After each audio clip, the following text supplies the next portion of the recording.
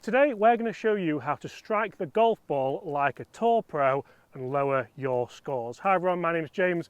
Welcome to Get Good at Golf. If you want to do just that, make sure you do hit that subscribe button below, ring the notification bell so you don't miss our daily content to help you do that, and throw a like on this video. Today we're talking about ball striking week, and we're talking wedges because this is an area of the game where we've already helped you potentially with your drive, we've helped you with irons, we've helped you into the greens, but what if, God forbid, you miss a couple of greens? Everyone does it, tour pros do it, you do it, I do it, Chris does it a lot, but how can we get this ball closer to the hole? A lot of it depends on what shot you see. This isn't about today's video, but it's about how to play a shot. So for me, I want to play a nice mid-flighted shot here. This is a shot that most golfers should know how to play. We're not necessarily going over the bunker, but we are going to jump in the bunker in a few moments time to show you a very similar shot. So the key here is to have the ball nicely in the middle of the stance, plenty of loft on your club. I've got a 60, you don't have to go to that extreme, you can go 56 if you want. But one of the big things that we see people do wrong here is you can set up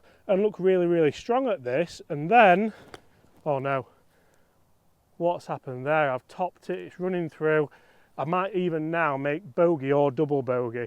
The key here is to make sure that you keep your weight on that left side at all times for this shot. When we speak about driver, when we speak about irons, we speak about weight transfer, we speak about loading up to the top of the backswing, making sure you get that weight onto your left side, compressing the ball and seeing it fly nice and straight down the fairway or towards the flag.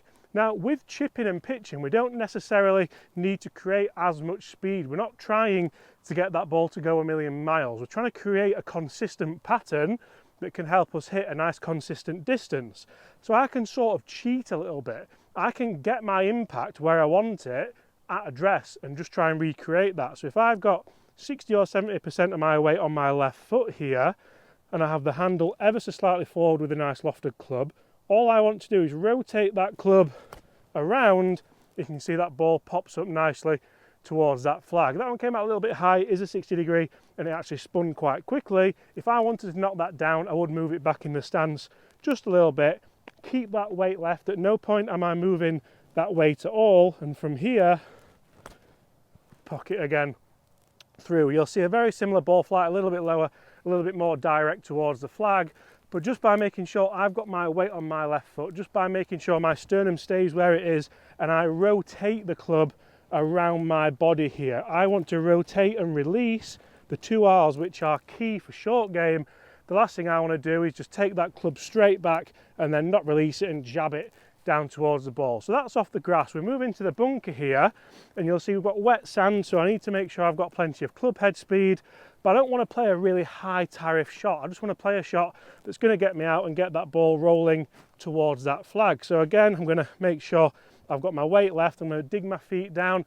Digging my feet down isn't necessarily to do with keeping your balance. It's more to do with lowering the low point of the club because we want to get underneath the sand here. So I'm going to open the club ever so slightly, play a similar shot where I feel like the club rotates around my body, and from here you can see I can get a nice low shot that runs out towards that flag. That's very much what I would call a percentage shot, because I can play that time after time and it just starts running towards that flag. If you want to go higher tariff, if you want to move that ball forward, open the face up and really try and play one there, that is a little bit harder to do. You need to practice it a little bit more. We'll cover that in a few weeks here on Get Good at Golf. But if you want to strike your clubs just like a tour pro and get the ball close to the hole, make sure you do that. And if you want to know how to do it, stay tuned, because Chris has got some drills. Hey guys, now we need to make sure we're getting contact through a drill. So how can you do this in the winter? Nice and easy. We've got a couple for you here. So first of all, we need to understand what your release pattern is and what is your bad shot. Are you somebody who catches it heavy? Are you somebody who catches it thin? Well, let's start to figure that out. And the way to do it as a right-handed golfer, first of all, get our stance nice and narrow, get our weight left like James has mentioned, and we're just going to take our left hand and we're going to hold our right bicep towards our chest. We're going to have our right hand on here, grip the club as you normally would. We're going to make some swings with a turning body and start to see what kind of contact can I get. Can I turn and make good contact? You can see there I released that club nicely, I got the correct flight, I got the good strike, and that's because I've got the club working with my body. If you're somebody who starts to see losing some shots to the right, what we're going to start to see here is that you have a quick change in direction, and you might get that one. A little bit of a miss hit. It's not the dreaded shank, it's just a case of you've just got the handle ahead of that club head, so we haven't got that passing nicely. Again, you might be that person who hangs back a little bit, and what we start to see is that one right there. Okay, well, I've turned my body, I've released the club, but I've got a lot of release there. You can see how that wrist is now bent. It's not a normal position for us to see. We should start to see that we'd be in that kind of position with that chest rotated. So straight away there, you can start to work out, right, what are you doing? Are you falling back? Are you holding the club off? Or are you releasing it nicely with a turning body? So for all of these shots, even if I wanted to play it low, it's the same principle. If I put that back in my stance, I still want to get my club and body working together to get me launching that ball a little bit lower. So it's the same motion, and you'll see there with one hand on the club, I really have to control my speed, and speed is key when we're trying to get this club head squaring up through impact. If I go aggressive at this, then we're going to start to see that I might leave it open. The next time I might release that right hand and start to miss hit it. So what I would do there is start to practice that. If you're somebody who is obviously losing it to the right, this one-handed drill is really going to help you start to square that up. If you are the person who falls back and hits a lot of thin shots and catches the ground before, then what I want you to do is we're going to do a little bit of a one-legged drill. So here, I'm going to take my right foot back and just balance it on the toe. That's the first stage.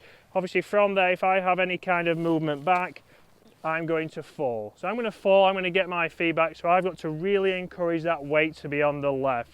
So I would get into here, into that good posture, and then from there, just make a motion, hold my finish. Can I hold it? Yes, I can. I'm there in a nice solid position over this left side. If that becomes easy and you're starting to still catch it a little bit thin and you really want to take it to the next level, then we're going to try this with one leg. So we're going to try and balance on one leg whilst making a motion. So get into your setup, raise that leg and start to turn that body. Can you get a good contact? Ooh, I can.